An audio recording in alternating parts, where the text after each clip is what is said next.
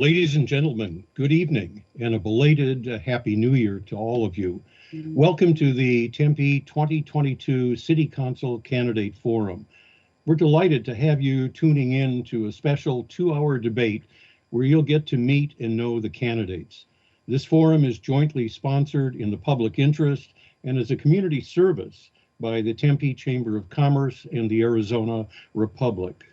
For complete transparency, the sponsors wish to note the Tempe Chamber of Commerce independently endorses candidates. But for tonight's activity, the two organizations have come together for the sole purpose of providing an opportunity for you to make your own evaluations by getting to see and hear the candidates in a neutral and unbiased setting. My name is Vic Linoff, and I will serve as moderator for tonight's event. And I should say at the outset, we share your disappointment that this event is virtual. From the very beginning, we expected to conduct a live, in-person forum, just as we have done for nearly 40 years. But this year, we have been faced with COVID and its restrictions that would have required all in attendance, including the candidates, to be fully masked. Additionally, one candidate has tested positive for COVID, so out of an abundance of caution, the sponsors have opted to hold the forum virtually, for which we ask your understanding. Your viewing of this telecast is vital to a healthy political process. It demonstrates your strong interest in knowing more about who's seeking office and their positions on the issues relevant to our community. The challenges Tempe faces have never been greater. The imperative for dynamic leadership and focused vision is more critical than ever to our future. This is a particularly significant election too. In a unique circumstance, two incumbent council members have chosen not to seek re-election, resulting for the first time in many years, two fully open council seats, which means when the new council is seated in July, at least a third will be new members. So getting to know the 7 candidates is vital. And that's why by the end of the evening, we hope you'll come away with a greater knowledge of the candidates and their positions on issues so that you can make a more informed decision when you cast your ballot. Unlike most televised debates where political pundits analyze the outcomes, then rank the candidates, we leave all of that up to you. Following tonight's forum, there will be no talking heads telling you how to vote. That's your decision. I'd like to thank this dynamic group of candidates for appearing here to face you, each other, and our panel. Alphabetically, Jennifer Adams, Arlene Chen, Casey Claus, Gina Cash, Harper Lines, and John Skelton. And I put Burdetta Hodge at the end because she has been excused from tonight's forum because of a prior commitment. By way of explanation, she has provided this statement, which I will read. Dear fellow members of the Tempe community, I hope everyone has had a great start to a new year. I want to apologize for not being able to attend tonight's candidate forum. As you all know, I'm a Tempe Union High School District Board member. A scheduled board meeting conflicted with tonight's event. As an elected official serving on this critical body, I must maintain my commitment to my Tempe constituents, Tempe Union teachers, and Tempe Union students and attend the district board meeting. That being said, the Tempe Chamber of Commerce has offered to send me the questions asked at tonight's event, and I will answer them in written form. My answers will be publicly available. Thank you for your understanding. I look forward to continuing to make Tempe the best city to live in Arizona. Yours truly, Burdetta Hodge. The sponsors have made every effort to assure that tonight's event will be neutral, balanced, and provide each candidate an equal opportunity for expression of views, resulting in an evening we trust that is both informative and lively. And here's how it's going to work. Just before we came on the air, the candidate seating positions and initial speaking order were determined by a random drawing. After brief introductions, the sponsors will start off by posing a situational issue or question for each candidate to address or to resolve. Unless otherwise stated, 1 minute will be permitted for a response. Posing the sponsor questions tonight are Carrie Waters, the Arizona Republic's community editor, and Ashley Bunch, chair of the Tempe Chamber of Commerce Government Relations and Transportation Committee. At any time, the sponsors may interject to request clarification or expansion of a response or pose a follow-up question.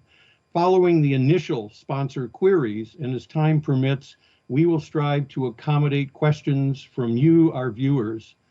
Unlike our in-person forums, technology compels us to only take submitted questions. So if you'd like to participate, and we encourage you to do so, you can pose a question via Twitter to our Tempe reporter, Paulina Pineda, who is monitoring her Twitter account, and the address is at Paulina Pineda 22. Through Twitter, we will do our best to accommodate as many of your questions as possible. In all cases, candidate responses are limited to 1 minute, and in the interest of fairness, we request that the candidates pay close attention to the time and conclude remarks timely. For tonight's forum, I will act as the timer and indicate at the end of 1 minute with the delightful sound of this bell. If that doesn't wake everybody up or turn them off, I don't know what will. Each round of responses will be in random order determined by the moderator, and I would ask candidates to mute their mics until it is their turn to speak. So let's start with vision. Tempe is at a crossroads that directly impact our future. We begin by asking each candidate to share in 30 seconds or less their view of Tempe's future and how, as a city council member, they can influence that. And we will begin with Gina Cash.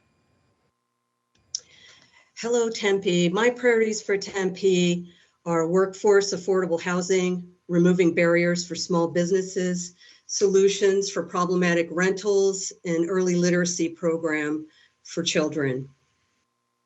Those are my priorities to improve Tempe. Thank you. And next in line is Arlene Chen. Good evening, everyone. Thank you for inviting me to participate. I'm a 47-year resident of Tempe, and I have 40 years of community leadership experience. My vision as a council member is to work with my broad-based network that I've established over the last 47 years, and work with all stakeholders to build a Tempe that works for all of us, an inclusive and responsive community for all of us. Thank you. Thank you. And next up is Jennifer Adams. Yes, thank you very much, Vic. I want to thank the Arizona Republic and the Tempe Chamber of Commerce for holding this debate this evening.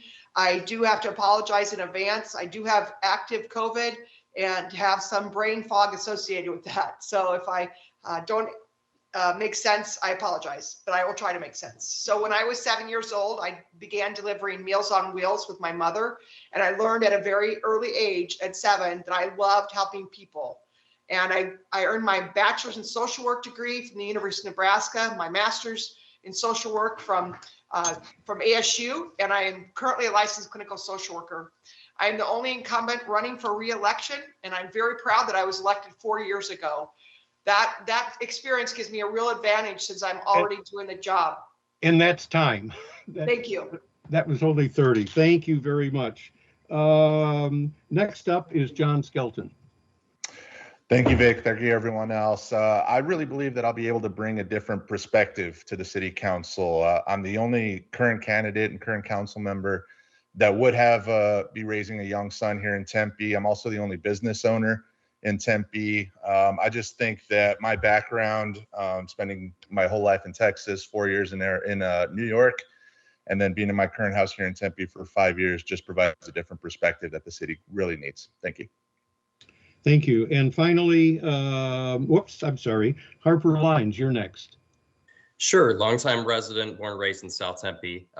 My perspective or vision for Tempe would really be We're going to have transportation issues. We're going to have constant development issues in North Tempe, and we're having affordable housing issues. So a vision would be to holistically combine those things, as I feel they're all intrinsically connected, using my experience in corporate social responsibility and working with the subject matter experts and basically the stakeholders throughout our organization, whether it's Chamber of Commerce or Tempe Transit Authority, and making sure that we solve those problems to the best of our efficiency using data.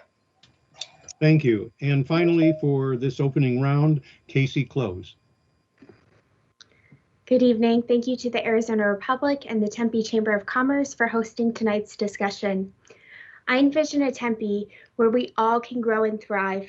We all deserve to live in healthy, sustainable communities. My name is Casey Claus. I'm an attorney, a high-stakes negotiator, and a climate advocate.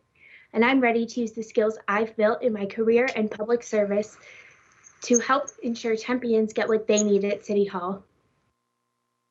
Thank you. And with that, we are now going to begin with the first round of sponsored questions. And we'll start with Carrie Waters from the Arizona Republic. Good evening. The first question is a topic that we've written a lot about the past 6 months. And that is the Arizona Coyotes proposal to build an arena and an entertainment district on city-owned land near Tempe Town Lake. So I have a three-pronged question, which really means three questions rolled into one. So the first is, do you support the idea? Secondly, should taxpayer money go toward the idea? And then third, what would be your key requirements or priorities if you're a council member who's being asked to approve the deal?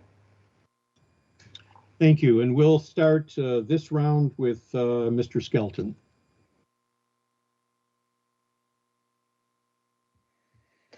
Thank you, Carrie. And that is a topic that gets brought up every time I'm knocking on doors or meeting with constituents and stuff like that. So it is something that I've thought about. I have probably as much information as any other Tempe resident, not being in negotiations or anything like that. But from what I understand, it sounds like a good deal for the city. It's going to be entirely privately funded. That land right now is currently non-revenue generating land that's owned by the city. That one way or another, if it's going to be developed, is going to be remediated with the cost upwards of $1 million. I know traffic's going to be a big issue if that were to go in, and I think that would probably be the requirement, looking at it from a city council member, is what are we going to do to remediate some of the traffic issues? And I think the city is already doing a good job incorporating public transportation, light rail extension, streetcar, and stuff like that. So all in all, from what I understand, it sounds like a good deal for the city, and I am for it. Thank you. Next up is Casey Claus. How do you respond to those questions? Thank you for the question. I grew up as a child. I played hockey. I go to Coyotes games. I enjoy the sport. If I were on city council, I would look to what are the opportunity cost of developing a sports arena on that land rather than something else in the public interest. I'm also interested, I would be interested in the city's giblet program and why we need to give 30 to 35 years tax-free to a very valuable piece of land that could be used for something else. I don't think that we need to give tax subsidies to billionaires. Subsidies for sports arenas are highly unpopular. If I were looking at it, I would want to see, are you hiring local? Are you hiring people with fair wages? And are you hiring people who use apprenticeship programs? Thank you. And next in line, Gina Cash, please. Would you please repeat the question? I went out off the internet. Absolutely. Connection I noticed that. No problem. It was about the Arizona Coyotes proposal to build an arena and entertainment district on the city-owned land near Town Lake. And so I kind of had a three-part question, which was generally, what do you think of the idea? Do you think taxpayer money should go toward the project? And then third, what would be your key priorities or requirements if you're a council member who's asked to approve the deal? Okay, so do I believe taxpayer money should be used? I would like to reach out to the community to find that out. I would like to reach out and decide that way by contacting the taxpayers. I too, just like Casey, I would like to see constituents or local businesses provide the services that may be needed. And I think that it's probably a good idea because it would draw in money. It'd be drawing in a lot of money from the local businesses. Thank you. So, and your answer is yes, you would support the Yes. project? I would. Okay. Next up is Mr. Lyons. Yeah, for me, whatever's best for Tempe makes the most sense. I think there are a few things attached to this project. I know that the Coyotes currently owe about 1.3 million to the city of Glendale. We would take that into consideration. I would look at the job opportunities and the economic development, which would positively, hopefully, be a bit of interaction for Tempe residents for the next 10 to 20 to 40 years.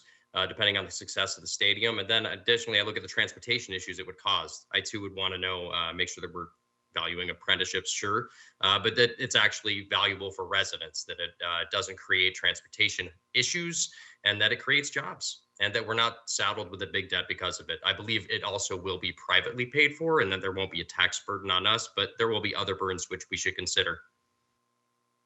Thank you. And now to Ms. Adams. Yes, thank you. Thank you for the question. I am currently involved in negotiations. This is an active RFP. And so I really can't comment on this question, although I'd love to. But just like I do with every project, I evaluate everything very carefully and see if it makes sense. So that's all I can say about this question. Thank you for it, though. Okay, understood. Thank you. And finally, in this round, Ms. Chen. Thank you. I am in support of anything that brings jobs and business development to Tempe. That's very important to me.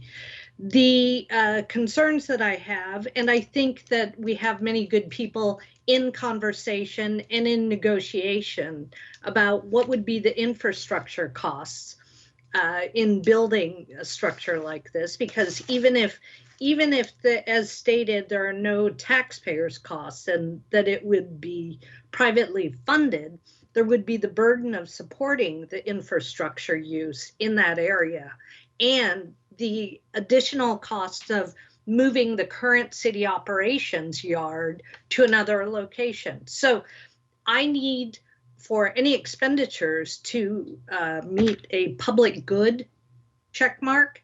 And so that's what I would be looking to and paying attention to. Overall, supportive of bringing more investment to Tempe, but also I have to make sure that it makes sense financially for Tempe. Thank you. And to our co-sponsor, we will go to Ashley Bunch of the Tempe Chamber of Commerce. Thank you. Good evening, candidates. Many of you mentioned transportation in your opening statement. So with that, the City of Tempe has been working with the City of Mesa to possibly extend the Tempe streetcar down Rio Salado Parkway to connect downtown Tempe with Sun Devil Stadium, the Novus Innovation District, Tempe Marketplace, Sloan Park, and Mesa Riverview. As a council member, would you support or oppose the extension of the streetcar to Mesa? And we'll begin this round with Ms. Adams. Thank you for the question. As you are aware, I'm sure that traffic is an issue in the city of Tempe. I am in complete support of extending the streetcar into Mesa. I think it makes sense. We need to get more traffic off of Rio Salado. There's so many lights there, and it's very, very difficult to navigate. Of course, I also would like to see our buses extended and bicycle lanes improved. Also would like to extend Orbit on more routes so we can use Orbit. But I think the streetcar extension really makes sense, and I will be backing that by 100%. So thank you for the question. And thank you. Mr. Lyons, how do you respond? Yeah, I support it. I mean, I believe that it's going to be backed by thirds between the cities. So I would support that. I think expansion of public transportation is very important. I'd also look at transportation hubs and expanding bike lanes on areas like the Apache Corridor and trying to push that. We have a lot of congestion around downtown Tempe, and any way that we can push public transportation methods instead of more cars on the road, I'm for. Thank you. And Arlene Chen. Thank you for the question. I support multimodal options for transportation. So absolutely. And I support increased access to any of the Tempe businesses and for some traffic relief in that area. And now we'll move on to Casey Claus. Thank you for the question. I am in support of the streetcar extension plan. I think that it will increase ridership, it will decrease traffic within the area, and also help with our climate goals. I have a streetcar keychain on my keychain. I'm so excited for it to open. So I'm ready for the streetcar, and would definitely support the streetcar being extended. Thank you. And Gina Cash, you're up.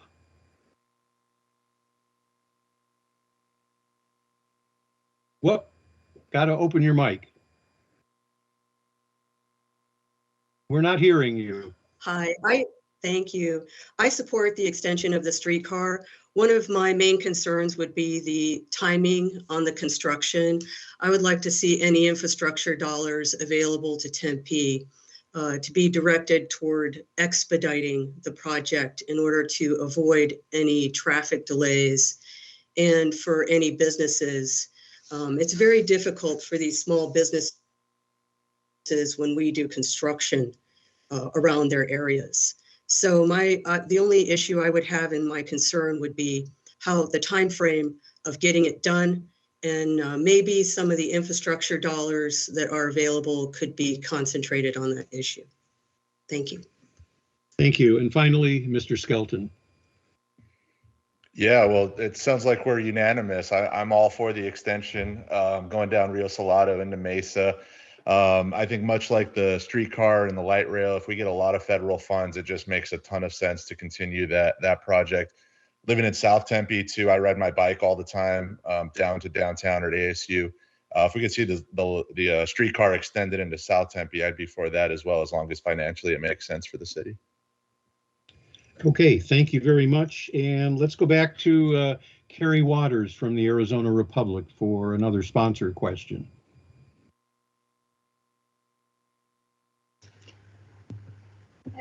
I think this is probably a good follow on that conversation. There has been a lot of development around Rio Salado and really throughout North Tempe. So is the city ready for that? I mean, not only what's gone up, but what's on the books that's going to go up. Is the city ready for that? And then what are the strengths and what are the drawbacks to it? And for this round, let's begin with Mr. Lyons. Yeah, I think we have to be ready. We have to be forward thinking as we're getting, I mean, we're supposed to have 100,000 people in the state every year for the next 5 years. By all estimates, I know a lot of those residents are going to be moving to Tempe. We have traffic congestion as it is. I think that the approach now has to be incredibly forward thinking as to what we're doing with development for the next 4 years with extending our infrastructure. And that includes inviting people into our city as well as expanding transit out. So yeah, I support it. Drawbacks, I mean, they've been addressed. I think you're going to have less foot traffic to local businesses. It will affect some of that. I think some of those infrastructure dollars could be spent subsidizing those local businesses, but we'd have to do that with probably a Chamber of Commerce evaluation, see what the cost of foot traffic loss would be to those businesses and do an estimate like that. Yeah, data-based. Thank you. And Ms. Cash, your response? I think that would be a good project, again, about the infrastructure as the backbone of commerce. Again, I would hope that any type of infrastructure projects would be expedited with the extra dollars that we get from the federal government for the infrastructure bill.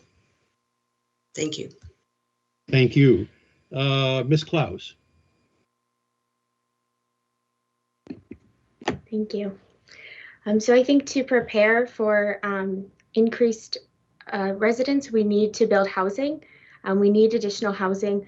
We are at a housing shortage. When we look at births in Arizona to new housing permits, they do not meet, we are at a deficit. And so we do need to build additional housing to make sure that people who are, turning 20 now, 21, 22, can get into starter homes.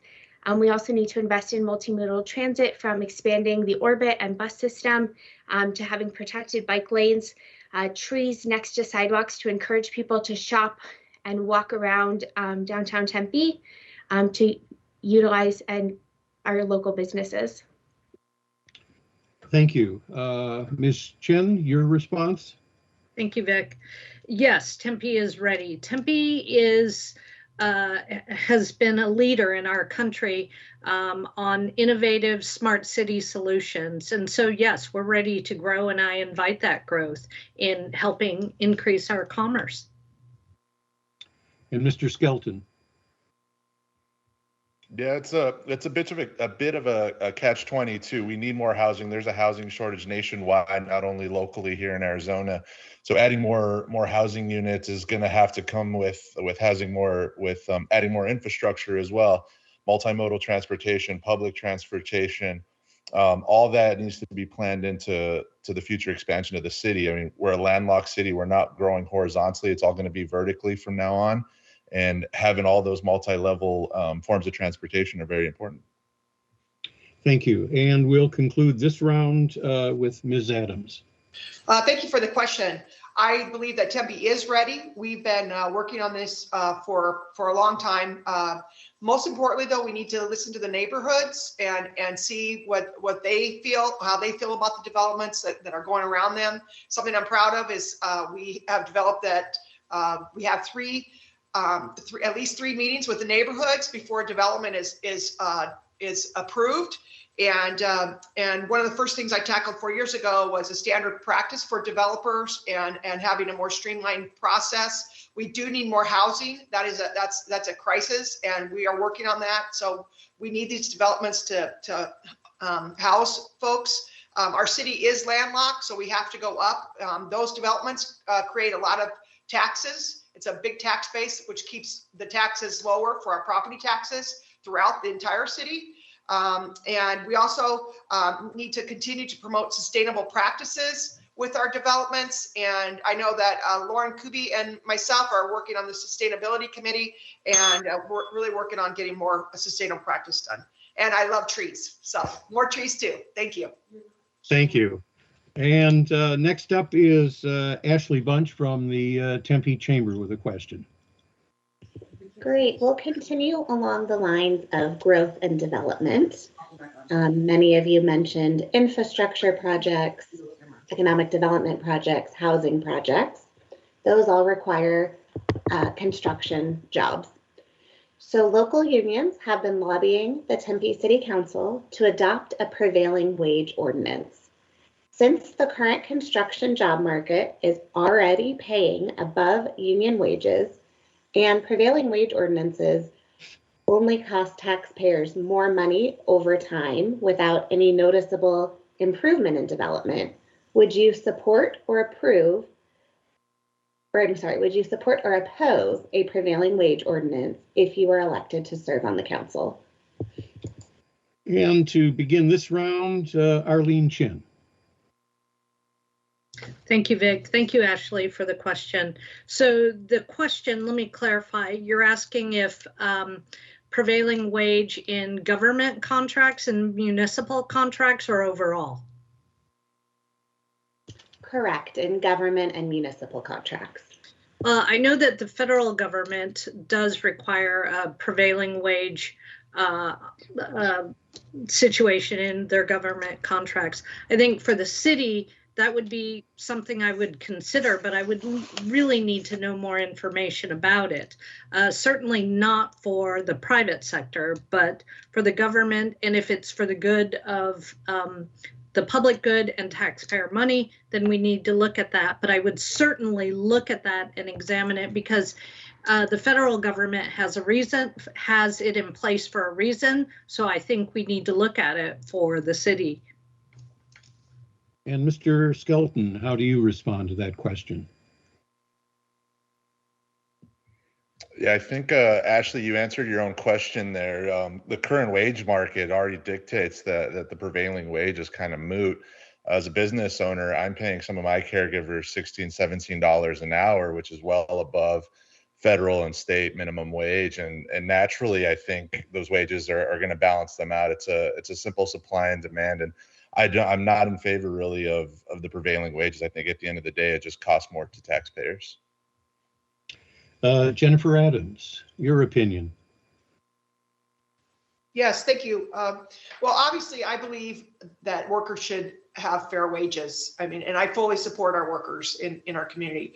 It's my understanding that the state legislature is going to weigh in on the issue regarding prevailing wage. So I think we need to see what direction the state goes regarding this. And then I also, when I worked as the city facilities manager, we had a manager at the time that wanted to go lowest bid on everything. And what we ended up doing then was having to go back with higher skilled workers and fix all of things that they didn't properly construct. So I just think you get what you pay for. And like I said, I'm completely supportive of the workers and feel like the market is dictating what is being paid right now. So thank you very much. And Ms. Cash, how do you feel about this issue?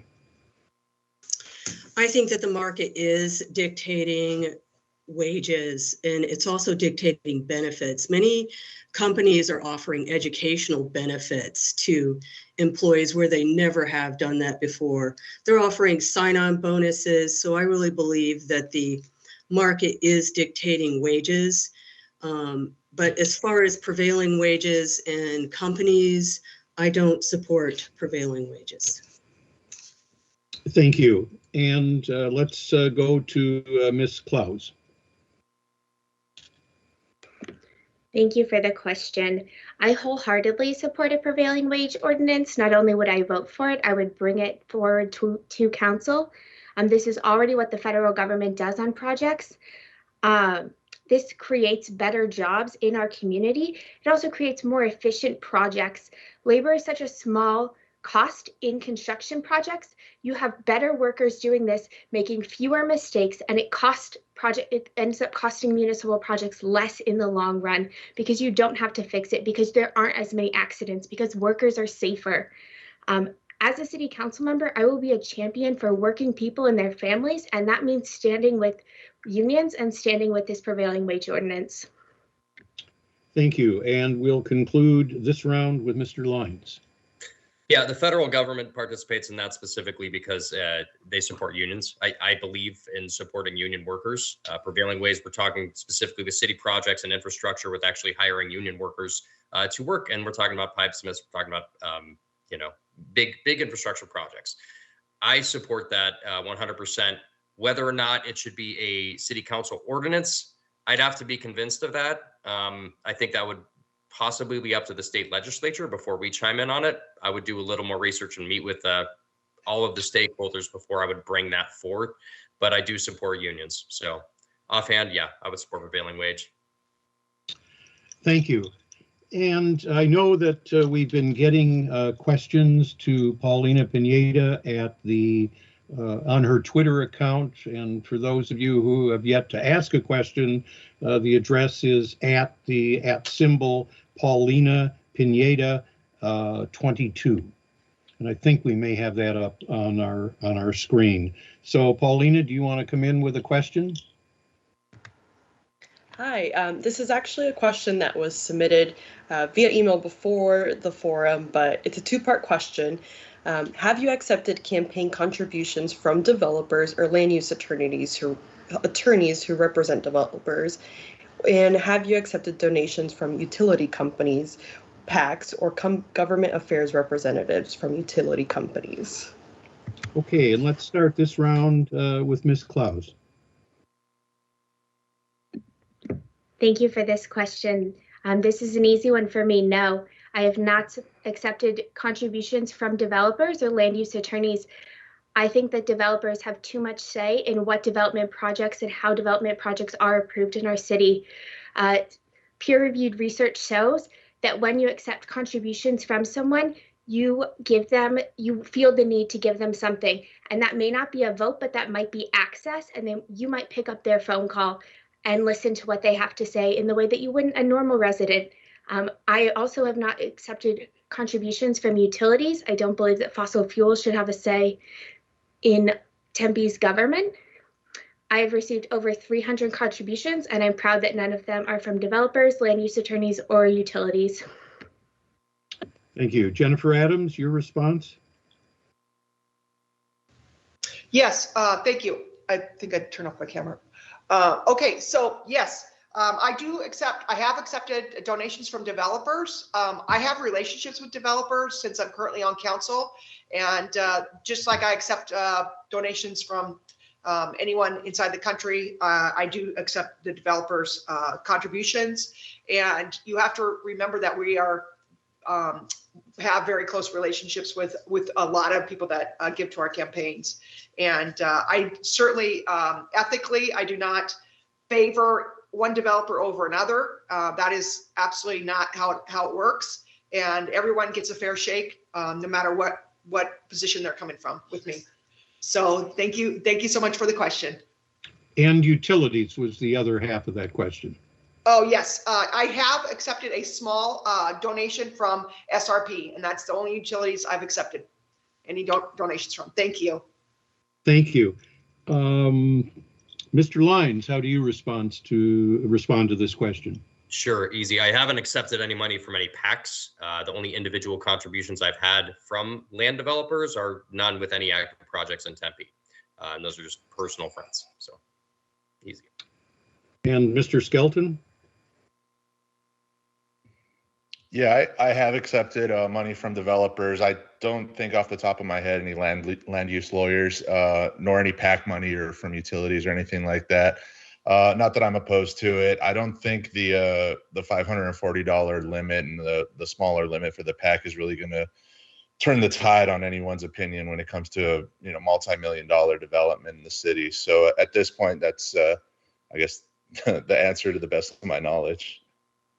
All right, and Ms. Chen, how do you respond to this reader's question? Yes, I have. I have accepted a very small amount of PAC money and money from developers. I previously served on council, and so I have actually received some support from developers that I've said no to. So it's as Mr. Skelton pointed out, it's certainly not, it's all transparent. And it certainly doesn't sway you in any way. I take it as a sign of support from many different sides and people who I've worked with over time that consider my approach very fair and just. Thank you. And finally, Ms. Cash, what's your response? I have accepted no money from any special interest groups, no money from developers, no money from utilities. I've accepted 0 PAC dollars. So I have accepted no money. And I do believe that it's very difficult for the public to see campaign donations when you have direct influence over these businesses.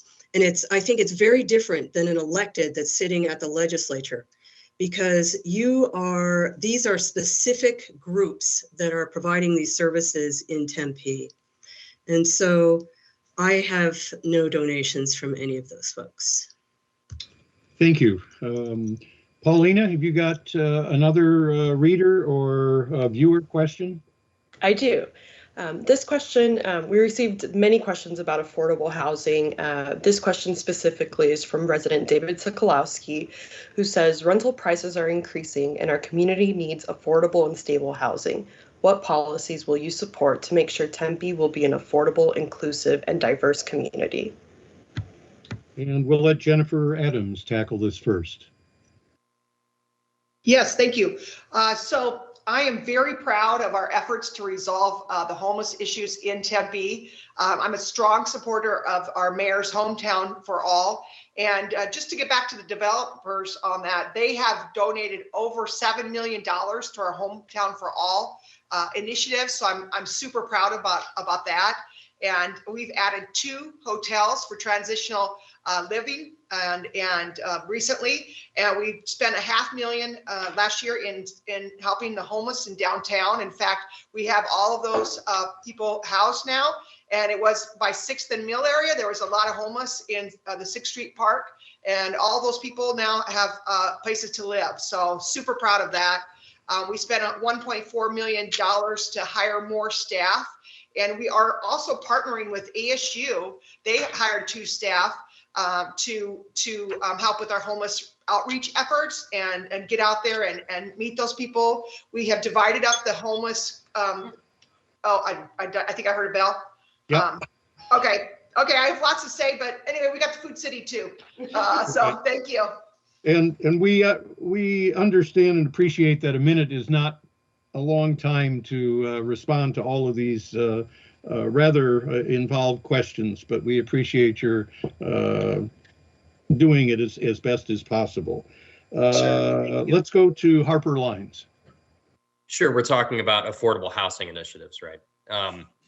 What I would do is increase, I mean, you got three major issues. One is you're looking at apartments that are affordable, townhouses that are affordable. That's the first tier. The second would be family homes, right?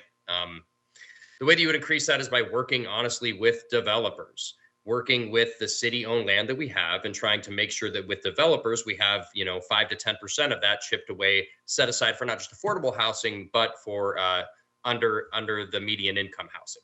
That's a way to make income equality happen with housing. That's the first start, is working with developers. Second is building more homes. I would highly recommend, and data would support it, utilizing underserved areas that the city could bid on and purchase, like what we've done with Food City recently and Motel 6. One of those addresses homelessness, the other addresses affordable housing. But I think building on those initiatives, as well as MAG with what Corey Woods is doing, I think those are really solid programs to scale that out municipality wide, and not just with our city, but across cities across Maricopa County. Affordable housing, Arlene Chen, how do you handle that issue? Thank you, Vic. By supporting strong programs. And I think the Hometown for All is a great initiative that I would really get behind. What that does is it manages a fund that would allow the city to invest in affordable housing to be available for residents. And that's a fund that we need to support and grow. Okay, thank you very much. Casey Claus, how do you feel about this issue? Thank you for the question. When my family lost our home, it was Tempe residents who helped us move. It was Tempe residents who helped us find a landlord who took a chance on a mom and 2 kids. And we were able to find a home to rent here in Tempe, where our neighbors, made sure my sister and I were okay while my mom was working. But I know not everyone is that lucky. So we need to create a system where you don't have to be lucky to stay housed. I think it's important that we invest in Mayor Wood's Hometown for All. We expand the program so that we have additional city-owned affordable housing units. We also need to invest in missing middle housing and gentle density, allowing certain neighborhoods to have duplexes, to have accessory dwelling units, to have the naturally affordable housing that doesn't change the character of a neighborhood, and really helps first-time home buyers and seniors alike. Thank you.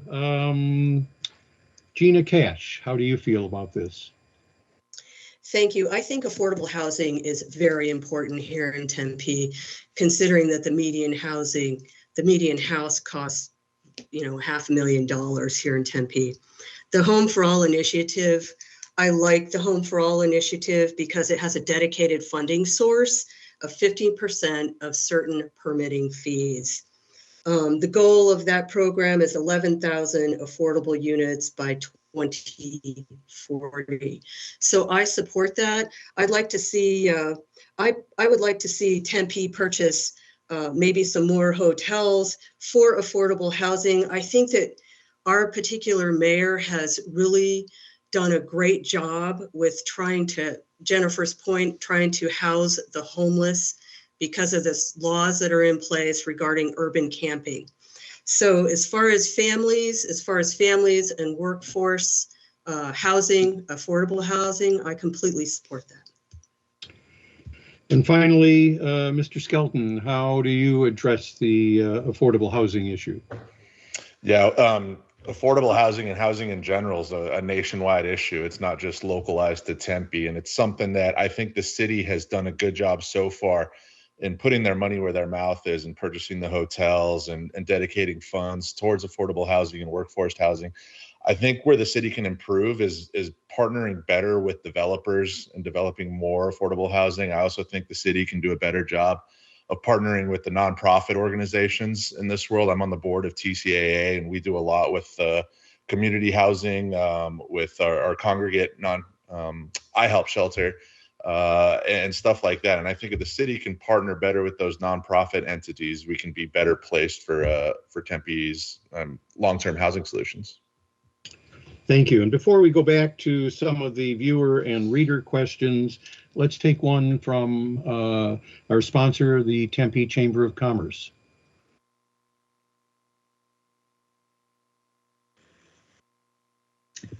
All right, thank you all. I'm going to switch directions now and talk about education for a moment. The Tempe City Council approved the Tempe preschool program several years ago without an ongoing funding source. Is the continuation of the program something that should be funded by a sales tax increase, or do you think that there are other revenue sources that should be used?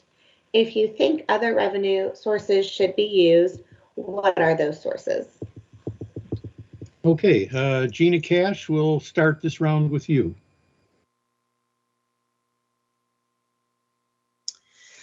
I would not support a tax increase for the preschool program. I think that there are grant monies available. I would have to research which sources of funding would be available. I would work with the legislature to look at something like that, because that is a program that would require legislative appropriations. So I would not support a tax increase for this program. Casey Claus, how do you feel about this? So I'm the product of state-funded preschool. My sister and I were able to attend state-funded preschool, and it helped our family tremendously. Because we were in preschool, my mom was able to work. Preschool provides social, emotional, and educational benefits for children, along with economic developments or economic benefits for families.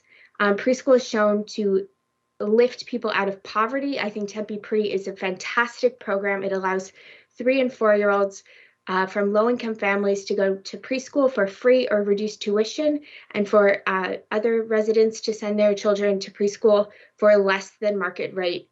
I think it's an incredibly important program, and if the city, I would support funding it from the general fund. If the city council did not think that Tempe Pre was worth funding out of the general fund, then I would refer it to the ballot for a child-friendly tax increase, and let the voters decide whether or not they believe Tempe Pre is worth saving.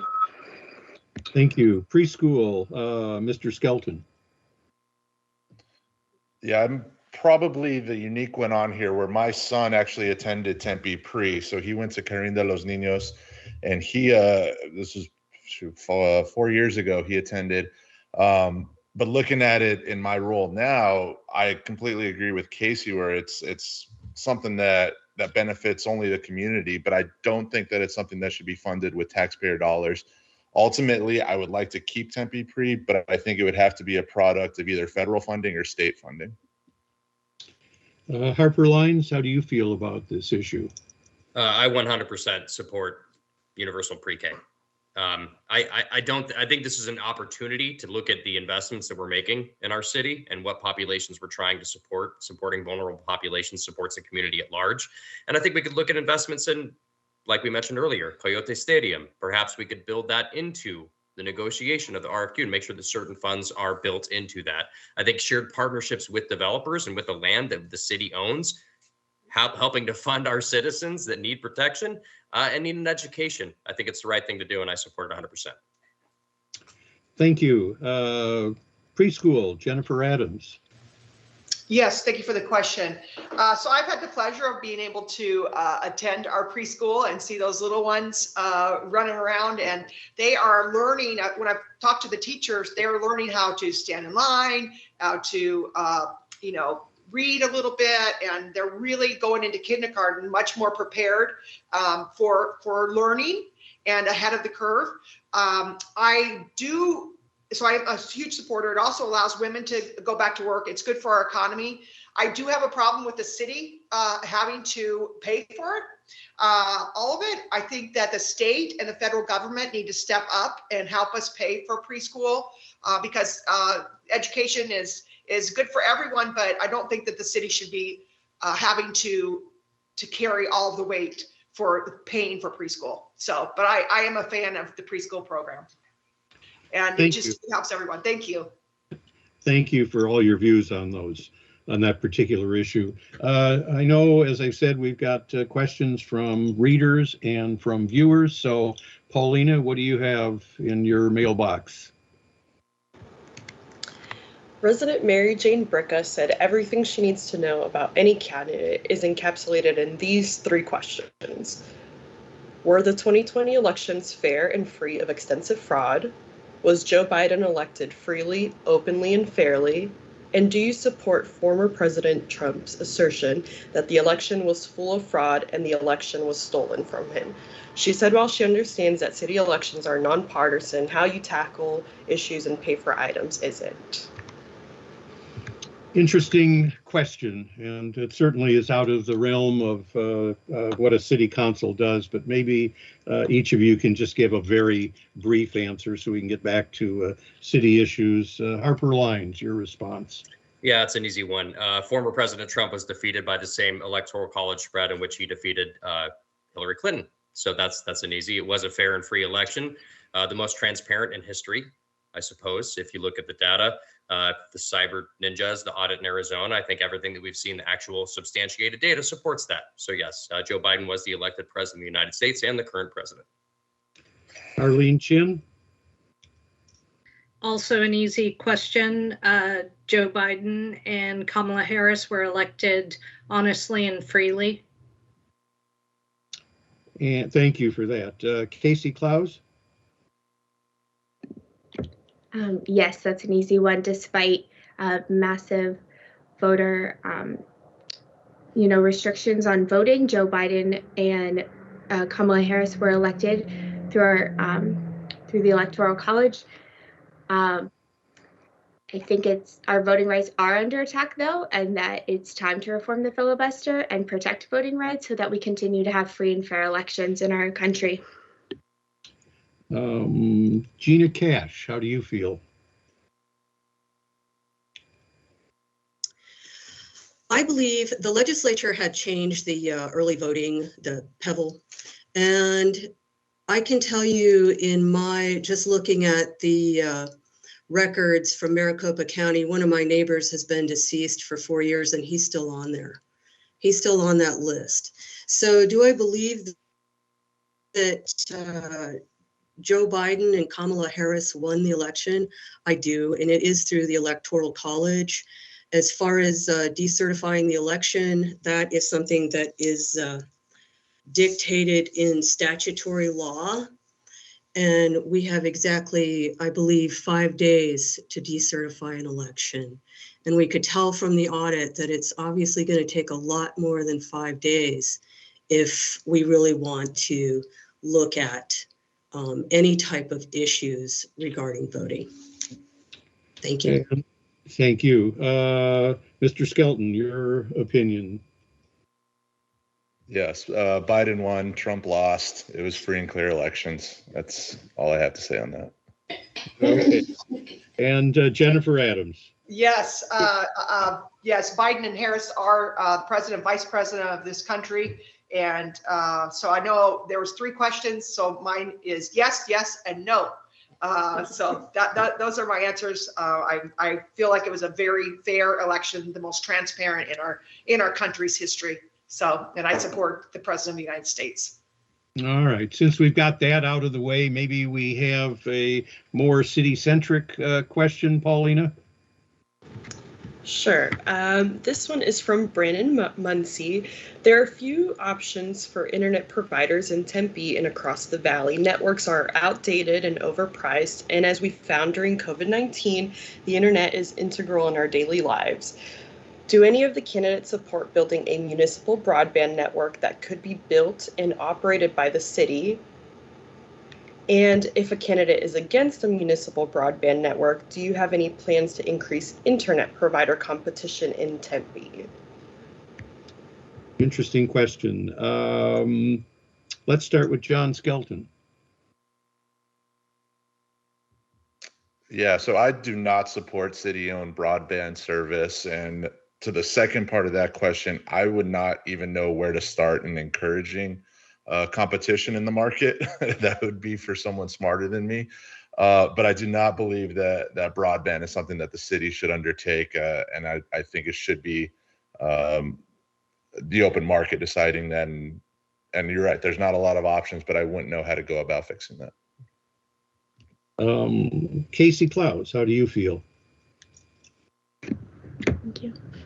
As we've seen through the pandemic and remote learning, working from home, internet is crucial to folks' success in school, in the economic universe. And so I think that having internet access is incredibly important. And I would definitely look into municipal broadband if that were a cost-effective way of getting internet to folks who do not have internet now. Our kids need internet if they're going to be able to stay home and do school from home and, stop the spread of the COVID-19 virus. Certainly the internet is a crucial issue in everyone's life, city and around the world. Arlene Chen, how do you respond?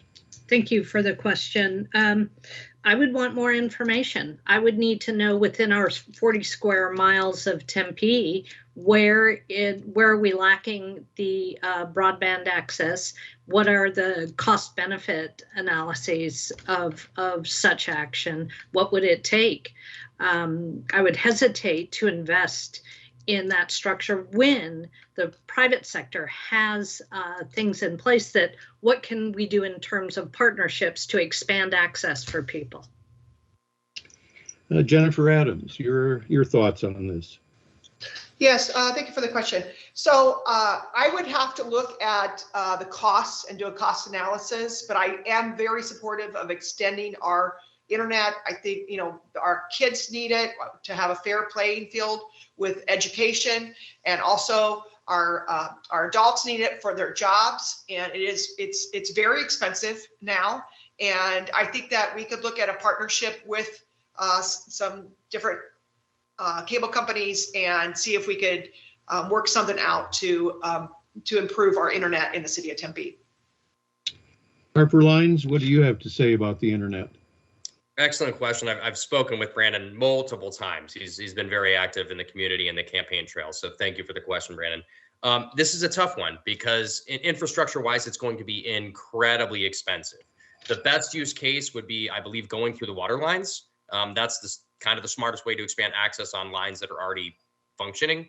And from the case uses I've seen, that's the most efficient way.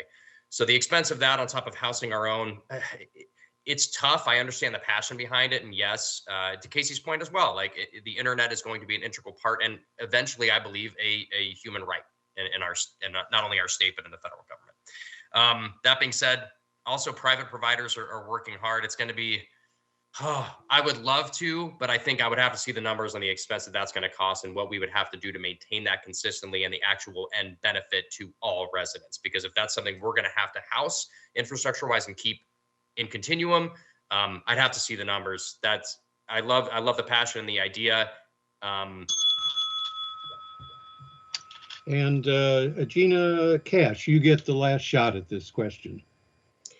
I support the free market. I do not support a municipal-owned cable broadband. Thank you. All right. Let's go back to a sponsor question, this time from Carrie Waters, the community editor for the Arizona Republic. Thanks. So Tempe had convened a task force that met for months to discuss police reform. They returned last summer with 18 recommendations to address police culture, policies. Some people believe unevenly impact Black and Latino residents. Do you think enough has been done to implement those recommendations? And if elected, what sort of reforms would you champion? Thank you. And let's start this round with Jennifer Adams. Thank you. So I'm a huge fan of our current police chief. He's doing an amazing job with the police department. We have implemented a lot of community policing at the city of Tempe. In fact, we're now going out and having the police officers work in certain beats, certain areas. So they'll get to know the residents and the residents will get to know the police officers. So it's not going to be like this, some police officer that they don't know comes into their neighborhood and people get upset. They're actually going to develop relationships. So I'm super proud of that. We adopted last January 8 Can't Wait with the city council, and our police officers are also going through a lot of training and to have sensitivity training and things like that. And also our officers have a product called RAP, and we've used it several times already in situations that oftentimes the police officers would shoot and kill a suspect. They have been able to wrap it around their legs. It's like a Spider Man, and it stops them in their tracks, and it's non-lethal. So I'm super proud of our police department. All right, thank you. Mr. Skelton, your answer to this question. Yeah, if I remember correctly, one of the recommendations that the council brought forward was to halt all police hirings until new training and up-to-date training on sensitivity and things like that could occur. We are already at a police shortage right now. We're understaffed in our police department, and I think ongoing training and continuous training for our police officers is of the utmost importance. But it can't happen at the fault of bringing police officers off the street or anything like that. So I think the city's starting to make some of those recommendations and implement them, but I think we can't do it at the fault of our public safety. Gina Cash, police department and police officers. I agree with John as far as our police shortage. Tempe has one of the highest crime rates. If you just Google it and look at it, it's an issue. And Tempe has created the Care 7 to send other folks to deal with crisis situations rather than police officers. So when you call 911, they make a determination of whether or not there's some mental health issues or what have you, or there's some trauma, and other folks respond rather than our police officers. But I am in total support of our police officers. And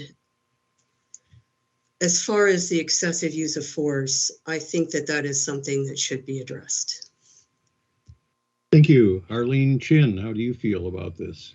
Thank you for the question. As the person on this forum that served on the Public Safety Task Force, I was appointed to that task force by the mayor, and the recommendations, it's a work in progress. As we're moving forward with those are recommendations that that should be included in planning. We're looking at reviewing how funds are budgeted and if there's equity in funding across the city and across our population. One example is the cross training with PD, and it's not just focused on PD. It's looking at other city services and if we're being equitable. Care 7 has been, the increase in funding has been expedited and increased as a good example. So I think it's a work in progress and we need to keep moving forward. Casey Claus, policing issues. Thank you for this question. First, I want to reject the part of the question that said some think that police brutality and police misconduct disproportionately affects the Black and Latino community. Studies show that that's true. That's not an opinion. And so when it comes to dealing with police reform, I would support what Flagstaff has recently done with Teros Health, where they have members, or when a call comes in, a mental health call comes in, it is determined whether or not a police officer should be dispatched or a mental health officer without a police officer should be dispatched, so that a mental health worker can appropriately deal with mental health calls, and that police and weapons are not introduced into mental health situations. Thank you. And finally, for this round, Mr. Lyons.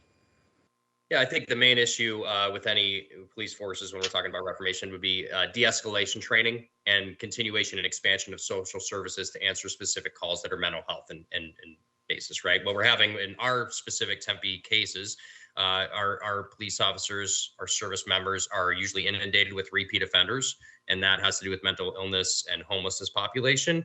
And then the city gets upset when we have an expansion of private services to match to supplement that, right? And that happens in public parks and freeways. And we've done that historically. So I would say any way to support de-escalation training. Jennifer also mentioned the, what's called WHIP, or the RAP. The RAP. Kind of like WHIP, but training, non-violent de-escalation training and expansion of social services, and making sure that we have enough officers to answer those calls, but also that the calls that are routed to mental health and homelessness are met with social services, because that's the key is on the front line. Thank you. At Paulina Pineda 22 is the Twitter address for our Republic reporter monitoring her account if you still have a question. And I'm sure that Paulina has some more in her files. So let's go back to Paulina Pineda. Yeah, thank you. I've received several questions regarding speeding concerns in neighborhoods and what some people have described as street racing. Residents are curious and they want to know how candidates would monitor or regulate that and improve traffic safety. Thank you for that question. And Mr. Skelton, we'll let you go first.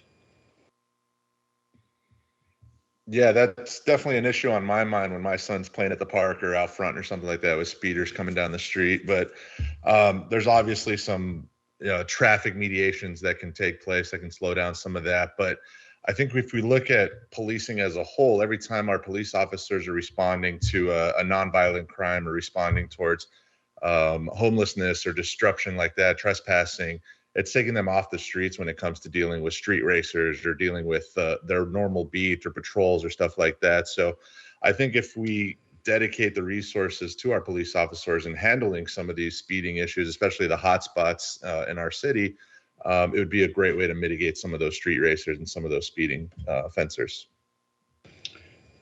Street racing and other issues on the street, Casey Claus. Thank you for the question. When it comes to decreasing traffic, I think that there are really creative solutions that exist in street design.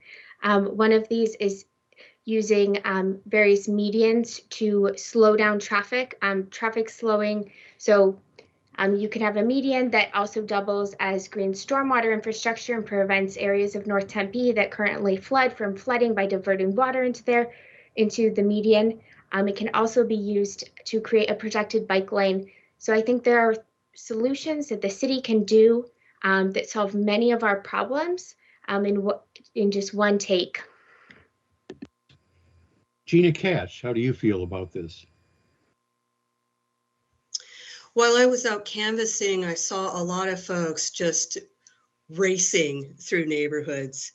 And I would like to see more officers monitoring problem areas, allowing constituents to call in and let the police department know that there is a specific issue, maybe with a specific vehicle in their neighborhood, so we can narrow things down. The other thing, I know speed bumps are very controversial. Some people absolutely despise them while others love them. And I'm not too sure if there's some backlog with Tempe speed bumps, but that's also something that can be looked at. Harper Lines, your thoughts on this? Sure. On all the doors I've knocked on, the neighborhoods that I think are impacted most like this, and I think the police will attest to this as well, is probably Broadway and Southern. We have not only high schools, but we have traffic coming in from the university there. And there's been not only a lot of drag racing and crimes related to that, speed crimes and crashes, but there's also noise ordinance violations from a lot of cars that are causing a lot of racket around there. I hate to go big brother on this, but I think technology could solve a lot of this. Not only could we have light up signs that show the speed, but we could have photo enforcement in those specific areas. If we're talking about making sure that we have a police force that has the bandwidth to maintain just the calls that they're regularly tasked with, we could do some photo enforcement in those specific areas, in high density populated areas where they're doing the drag racing. So that's an easy solution. I'm also 100% for speed bumps in neighborhood areas like mine in Kiwanis Park. They slow traffic down, they make it safe for children to play, they make it safe for residents. Thank you. Jennifer Adams. Yes. So I have been working on this issue with the police chief very closely. What's happening is the street racers are coming over from California because our streets are so wide. So they want to come over here and race on our streets. And so I know that, first of all, if you are witness street racing, please call 911. This is an emergency. It's very dangerous. So a lot of people have just been kind of ignoring them, but call 911 because our police want to get these people. So we've had crashes and all kinds of things. So street racing is extremely dangerous.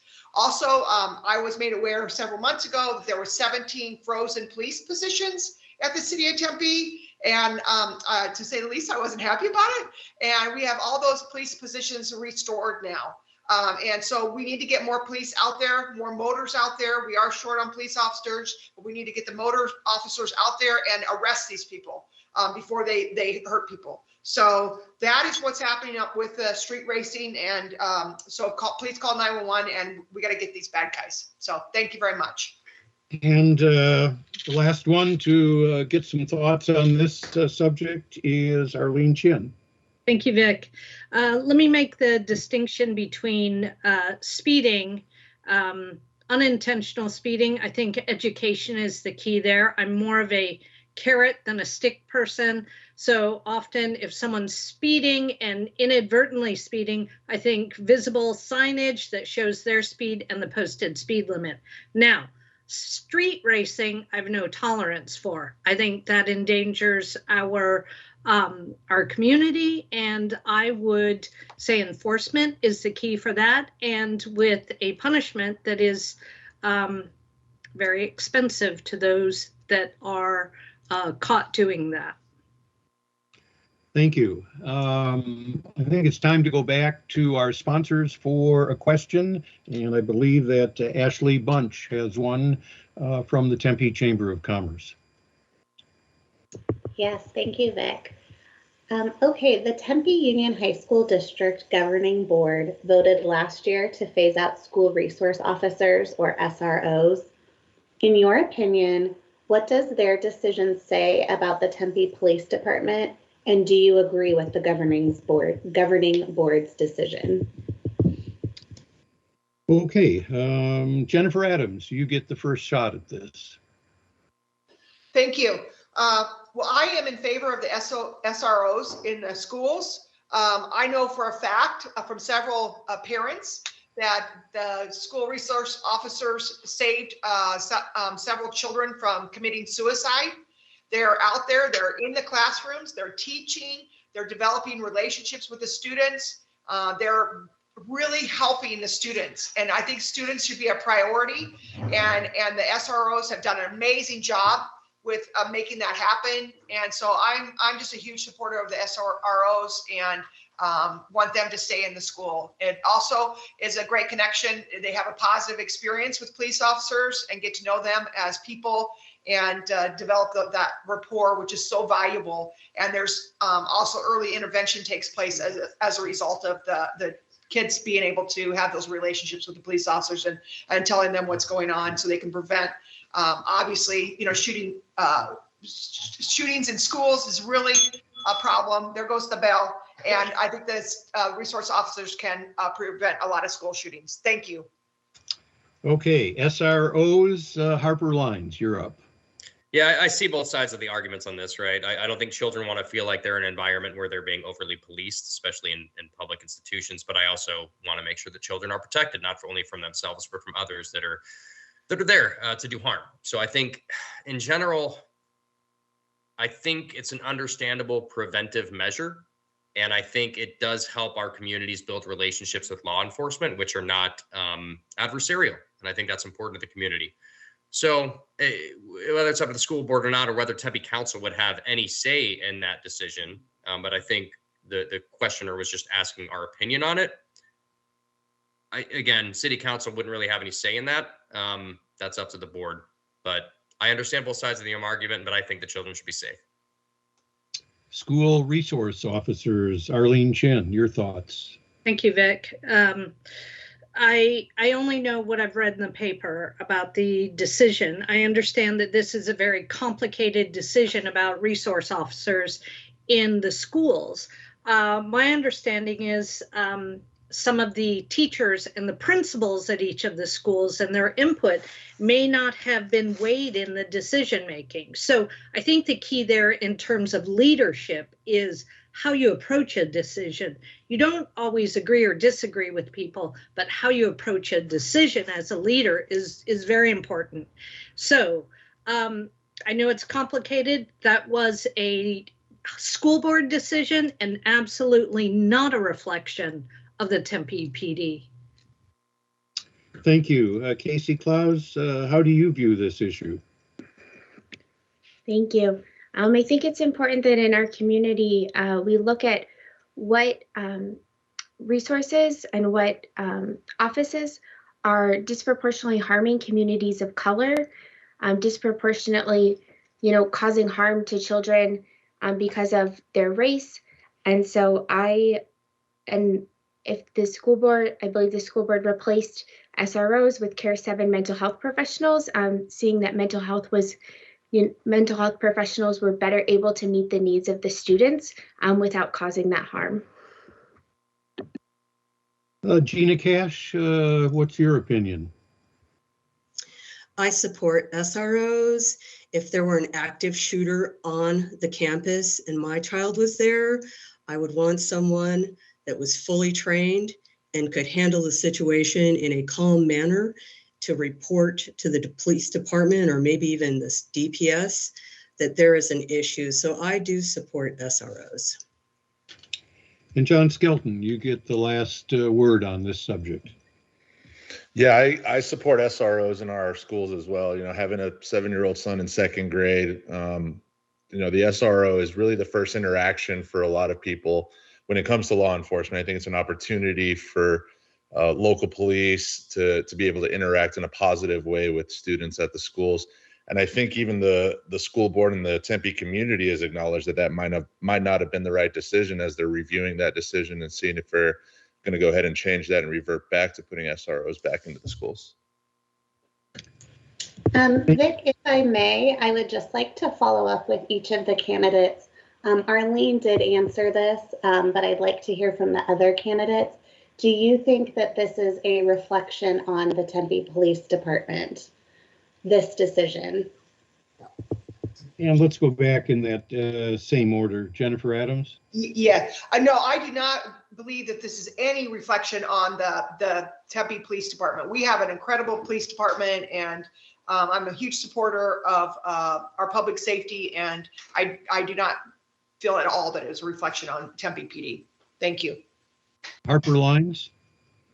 Yeah, no, I don't either. I mean, I think it's a reflection of kind of triggered outrage and wanting to be proactive as some residents see it in policing the police.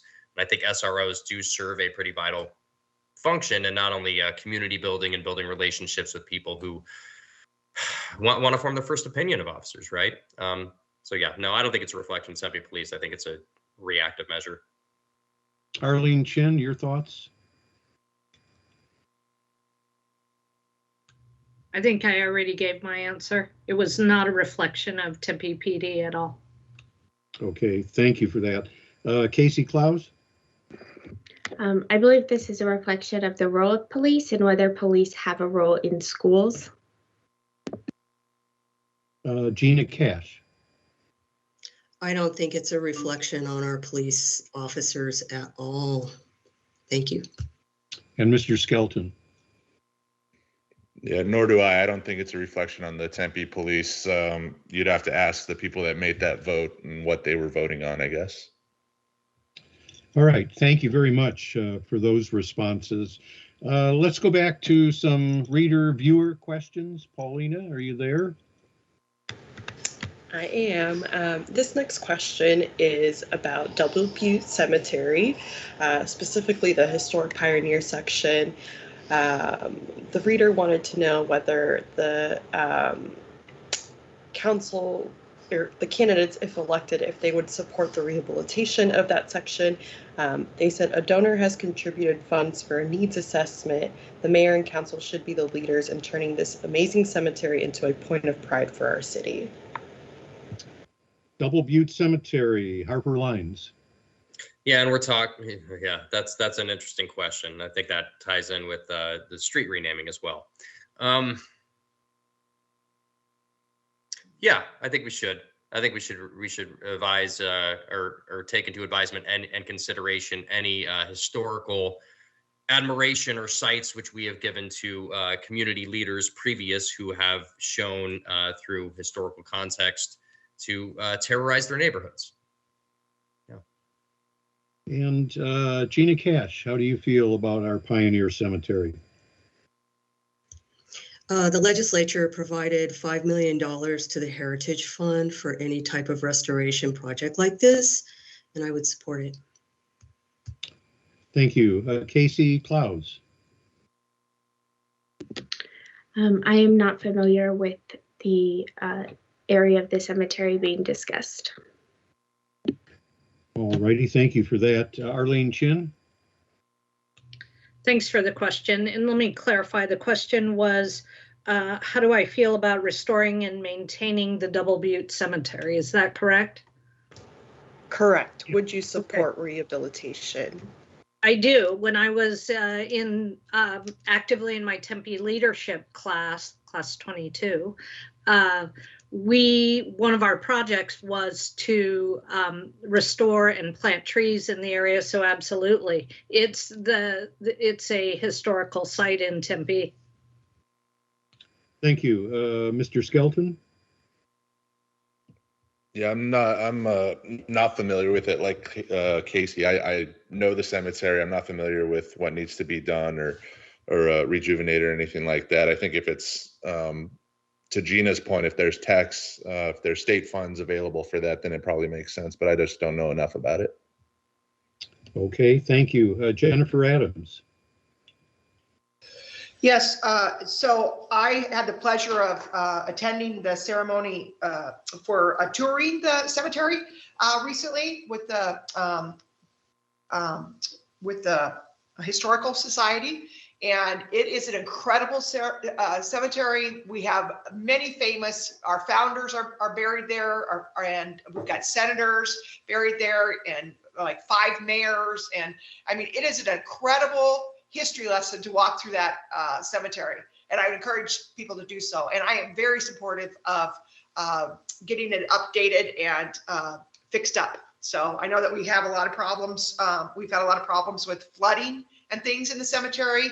Since I worked at the city, I'm familiar with a lot of those things. And so I do want us to improve a really great resting place for our leaders. Thank you for that. Back to our sponsors, Carrie Waters, who is the community editor for the Arizona Republic. Carrie.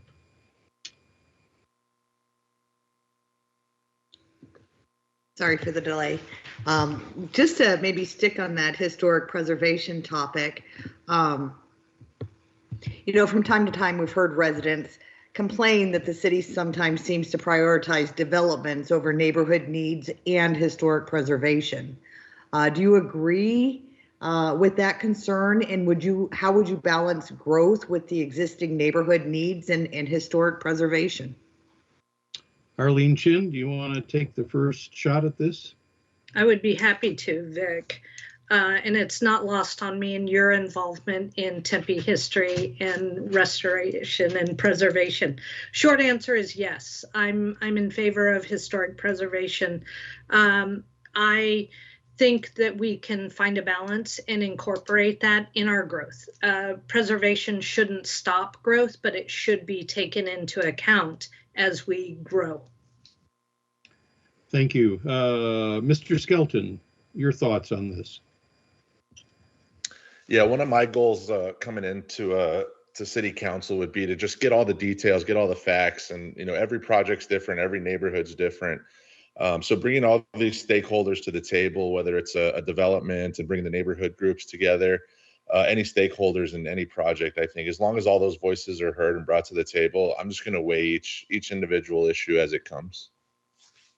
All right, thank you. Yeah, preservation, an important issue in the city of Tempe. Jennifer Adams, your thoughts? Yes, I'm a huge supporter of our historic preservation, and I know that we've had a lot of votes throughout the years on preserving our history in the city of Tempe, and I think it's super important. You don't want to ever lose track of that. Also, I'm a very big supporter of our neighborhoods being involved in our decision-making processes, and super proud of that. Those efforts I've made on that, and that includes our history. And the city of Tempe has an amazing history for those that don't know, and I would encourage you to look up the Historic Preservation Society and learn all about our history, because it's amazing. Thank you. Thank you. Gina Cash, how do you feel about historic preservation? I support historic preservation. There's 45 listings for Tempe on the National Register of Historic Places. I know there's like 200 in Tempe. I would, as John said, you need to involve stakeholders. So as far as development is concerned, and the neighborhoods. So the neighborhoods, you want neighborhood input here in Tempe, and our neighbors are very, very vocal here in Tempe. So I would support a proper vetting on that subject. All righty, thank you. Casey Claus? Thank you. I think there is a way to both balance historic preservation and our need for growth. For example, right now, most of our multifamily housing is zoned to be 30 feet or 3 stories. However, the ADA does not require an elevator until you hit 4 stories. I think that we can increase some of our multifamily zoned areas to 40 feet or 4 stories to allow for elevators, so that seniors, people who use wheelchairs, people who cannot use stairs can live and are welcome in our city. And I don't think that adding 1 story changes the character of a neighborhood. So I think there are gentle things we can do to increase our growth without losing the character of a neighborhood. Thank you. Mr. Lyons, your thoughts on preservation? Sure. I don't think it's an either or situation. I think you can retrofit a lot of buildings which have historical significance if we're talking buildings, but I think as far as site development is concerned, every project is unique. You would have to rely on the stakeholders, not only in development, but the residents in the neighborhood and the historical society to evaluate that. I think there are methods of doing that, which would be polls and speaking with residents. All righty. Let's see. Let's call on Paulina Pineda again, Tempe reporter for the Arizona Republic. Paulina? Thank you. This question comes with a bit of context, so bear with me. The city of Tempe has committed itself to be a supportive environment for local arts and culture through its General 2040 Plan and Municipal Arts and Culture Plan. Council and staff are currently debating the best use for a large parcel of city-owned land located at Donnell Plaza on the southwest corner of Mill and Southern Avenues. It's a mid-century retail center that hosts Tempe's iconic Yucca Tap Room and other small businesses that help nurture the community's live music and creative scene. How important is it to take established neighborhood small businesses and art scenes into consideration when the city makes development decisions regarding its land holdings?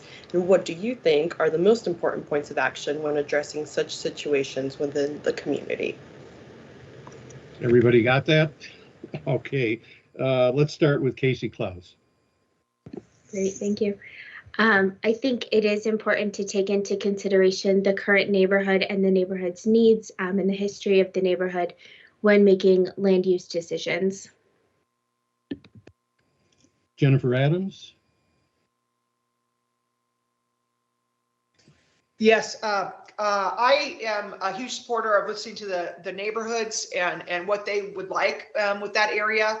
I'm also a big fan of the arts, and I spent actually quite a bit of time in that area recently, getting to know the shop owners and things. And it's a very impressive area, and I think that we can meet in the middle on this subject and make something really good and keep our arts flair there. So that's my answer. Thank you.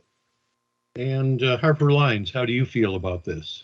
Great question. I actually serve on the Arts and Culture Commission. I'm also a local musician who's played at Yucca Tap Room many times, and Arlene and I had a campaigning event there where we actually met with residents and discussed the development.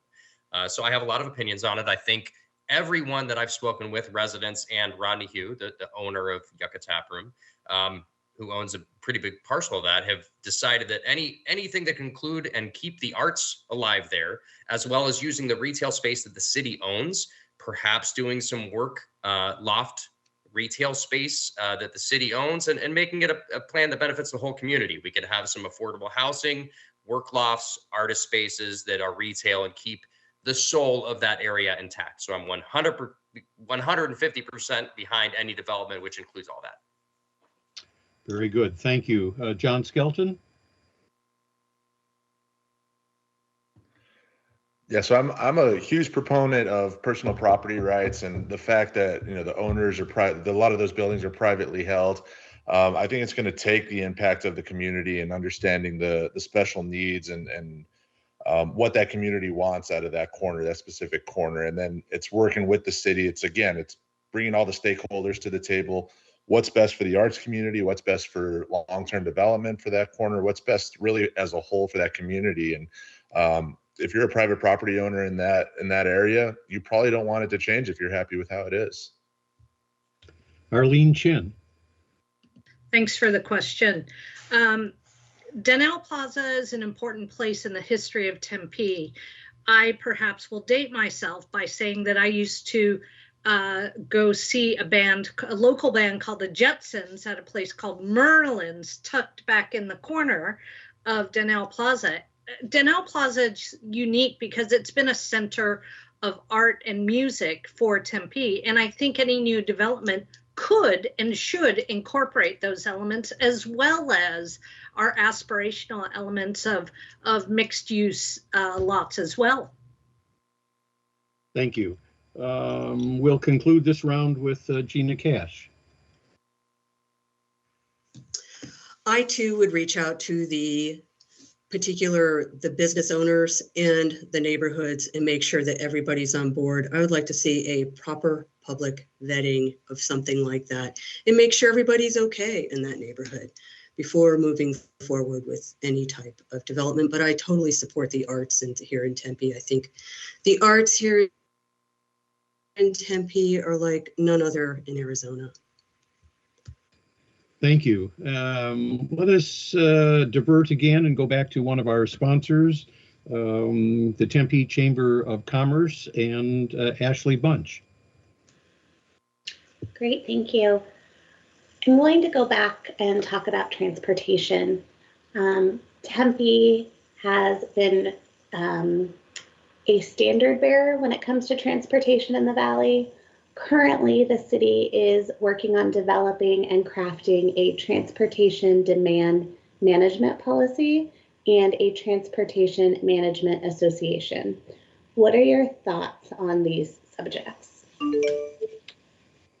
Thank you for that question, and let's begin this round with Jennifer Adams. So I'm super proud of our transportation department. We are doing a great job. The city of Tempe, I think, has the best transportation in this entire valley, and we have the Orbit that goes around. That's free. I would like to see the Orbit extended to South Tempe, because I think that I've met with a lot of people that would like to ride it downtown instead of having to drive, and that could reduce our traffic pressures also. So I would like to see Orbit expanded. And of course, our bus routes are awesome. And those of you that haven't ridden the bus around, it's really a fun experience and totally relaxing. And Orbit's super fun, by the way, too. And also, I support our streetcar extension, as I talked about earlier. Walking, we are a 20-minute city, and we truly are that. So you can get everything you need, no matter where you live in the entire city, in 20 minutes. So super, super proud of that. And I support more and more transportation. And I know there's a bike lane on Smith that's going in, where a cul-de-sac is going in, where there's no cars in this new development, which is super cool. And so I support a bike lane going from Smith all the way downtown. And I love riding my bicycle around the city myself. Thank you. Harbor Lines, transportation. Sure. Like I said, it's on the forefront of my mind, and it should be for everyone's, because in the next 5 years, we're going to have some pretty huge transportation issues. There have been discussions of an expansion going basically from University all the way south Tempe through rural. I think that's a pretty brilliant idea and very forward thinking, but it's going to cost a lot of money. That's a great way for South Tempe. And again, rural is kind of the nexus between the two freeways, which serve Tempe. So I think something down the middle going north to south would be a great way to expand that and ease transportation. Also, like I mentioned earlier, bike corridors, bike lanes on specific high density traffic corridors like Apache is a brilliant idea. And we should expand that as soon as possible, because we're going to be hit with those issues sooner than later. Thank you. Arlene Chen on transportation. Thanks, Vic. Tempe being the standard bearer in the conversation about transportation is not a surprise. We're landlocked. So any regional conversations about transportation and how we can improve that and how we can increase mobility for everyone. I'm a big supporter of multimodal transportation options, so I would be supportive of this. Casey Claus, how do you feel about this? Thank you. I am in support of transportation demand management policies. I think that we can both increase transportation options from the Orbit, bus, protected bike lanes, but we can also change when people are in their cars driving, so that when you're on the roads, there's less congestion. This past 2 years, we've learned many people can work from home, and more companies are offering the ability to work from home. Additionally, people are offering flex schedules where you work 9/9s or you work 4/10s. And so you're on the road at different hours. And so there is less traffic during rush hour. And so I am in support of transportation demand management policies that reduce traffic, reduce air pollution, and expand options for mobility. And Gina Cash, you get the your thoughts on transportation. I agree with Jennifer. Tempe is awesome as far as different modes of transportation. I do support all public transportation. It's difficult driving downtown in Tempe. In the evenings, Tempe is not a 20-minute city. It took me, I think, 40 minutes one time driving about a mile downtown Tempe on a Friday night. So I do support any transportation options for Tempe, like the Orbit or the bus system. I think the Orbit is great. The circulator buses are very important here in Tempe. Thank you. And John Skelton, you get the last word on this.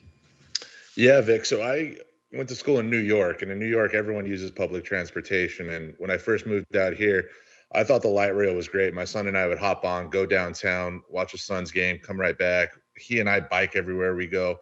I'm a huge fan of public transportation, and Tempe has no choice but to expand public transportation. Otherwise, it's going to be a nightmare trying to get anywhere. And to Gina's point, you're right. It's a 20-minute city, but sometimes it takes you 40 minutes to get from South Tempe to North Tempe. So I'm a huge fan. I think we need to look at different modes of transportation as well. And all that really just needs to feed into that 5-10-year plan for the city. All right, thank you very much. And we're actually getting very close to time. And I'm going to call on Paulina to give us a question from a reader or a viewer, and hopefully it'll be a really important one to cap off this evening. Oh gosh, no pressure here then. I've received several questions related to climate change and how the city will address that. So this question says, what will you do to address the climate crisis in Tempe, and does equity play a role in your plan? Good question, thank you. Gina Cash, let's start with you. I was the legislature's water policy expert. So one of the things about climate change for me, Tempe focuses on sustainability with air quality. We need to look at incentives for water savings. I think it's a little bit less than 4% of our water comes from the Central Arizona Project. And I think all of us know about the mega drought on the Colorado River. And our water prices are going to go up, up, up.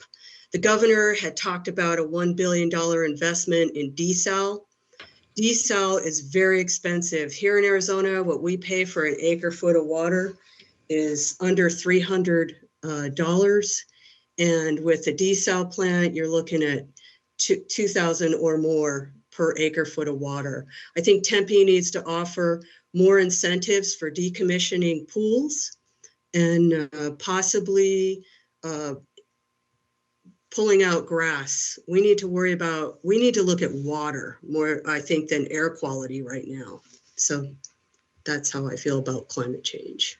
Very good. Thank you very much. Casey Claus, climate change. Thank you. I have built my legal career and my advocacy around the climate crisis. We know the climate crisis is here. I am proud that Tempe was the second city to pass a climate action plan in Arizona, really led by Councilmember Lauren Kuby. But we right now need a climate action plan that reflects the severity of the problem, and that includes equity. We need to build equity into the plan, into our spending. When you look at a heat map of the city of Tempe, it is almost identical to the income map of Tempe. But I know that together we can build our resiliency and improve the quality of life for Tempeans by improving our parks and green space, increasing tree canopy, implementing green stormwater infrastructure, increasing incentives to decrease your water usage, and investing in environmental justice communities. We need a climate action plan that has real accountability, because without teeth and measurements, you have nothing. Thank you for that. John Skelton? Thanks, Vic. Yeah, I mean, climate change is a global issue. It's something that at the city level, we can make incremental steps in addressing, but it's something that on a global scale really needs to be addressed. I think here locally in Tempe, we're making some strides, at least with the tree cover, creating more efficient buildings, stuff like that. But ultimately, I think it's going to come down to a global initiative that's going to require some type of true change. Here locally, I think there's some steps that we're taking well, and I think we can expand that. Okay, thank you. Harper Lines. Sure. A lot of topics we're touching on here, but I think solution-wise, as a city, we can invest in simple things like incentives for rainwater harvesting, which is what I do. Incentives for zero-scaping your lawn, water usage implementations or strategies to negate water usage, as well as canopy coverings in areas using indigenous trees, which is something that we don't really do as much as we should as a city.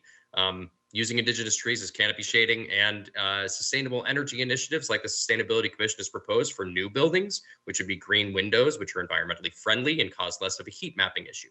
So yeah, those are some common sense things that we can contribute to and give points to for developers as an ongoing basis, and that we can probably incentivize our residents to do as far as water shortages.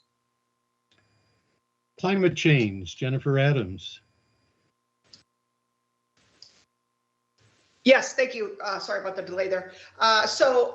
With the county island, we have the opportunity, my leadership on annexing the county island. So far, we have 17 acres out of 60 annexed, and we have the opportunity to have a green development in that area that is purely walkable. And so I'm super excited about that opportunity.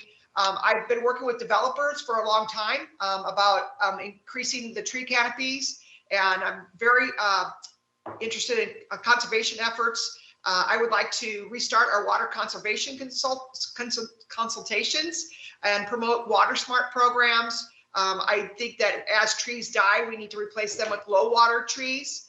I think we need to increase the zero-scaping in our neighborhoods. Because that landscaping uses so much water. I encouraged water harvesting at Fire Station 7, and I'm also proud to serve on the Sustainable and Livable Committee with Councilmember QB. And we are adding EV charging stations, and there's the bell, and all kinds of things. Thank you. Thank you. And finally, Arlene Chen. Thank you, Vic. When I served on council in 2019, the Climate Action Plan was brought before us and led by Dr. Braden Kay, and in concert with our Sustainability Commission in Tempe, a very active and involved Sustainability Commission, and I wholeheartedly approved it. We have a plan.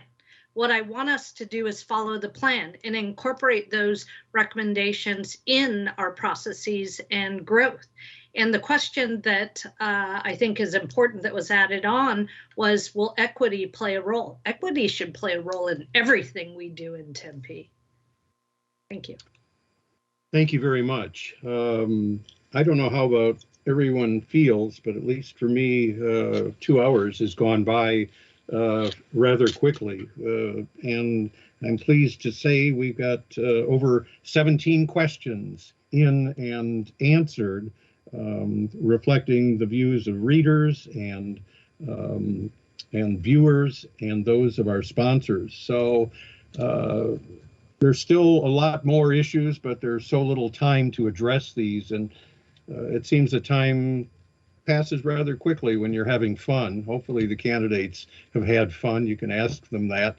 But we are out of time for this 2022 Tempe City Council Candidate Forum, and it was co-sponsored by the Arizona Republic and the Tempe Chamber of Commerce.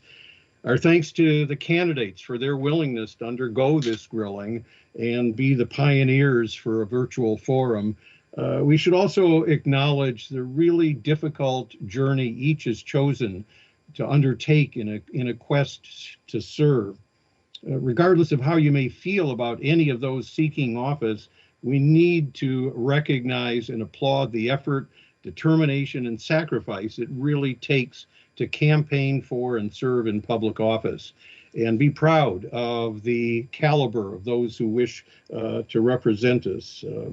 I've been doing these forums for many years, and I really am impressed by this slate of candidates. And so I thank all of them for their interest in stepping forward to serve Tempe, particularly during these really troubling and changing times. And I also want to thank our viewers for their patience and understanding of the reasons we had to conduct a non-traditional virtual forum. And I also want to express my appreciation for very stimulating and provocative questions. The sponsors do their best to always come up with important questions and issues, but I never cease to be impressed by those who ask questions in attendance, or in this case, are viewing it on Channel 11. Hopefully, those of you in the audience found the dialogue valuable and heard responses that will aid in making a more informed and sound decision when you cast your vote. To the forum sponsors and their representatives, a very special thank you. Carrie Waters, the Arizona Republic's community editor, and Ashley Bunch, who is chair of the Tempe Chamber Government Relations and Transportation Committee. And I'd be remiss too if I didn't recognize a name you probably have never heard, but is responsible for everything that goes out on Channel 11. That's Jason Wolf. He's the channel's media production coordinator, and he has a new cohort in his efforts. That's Adam Garcia. And those are the guys that flipped all the right switches to get this event out on the air.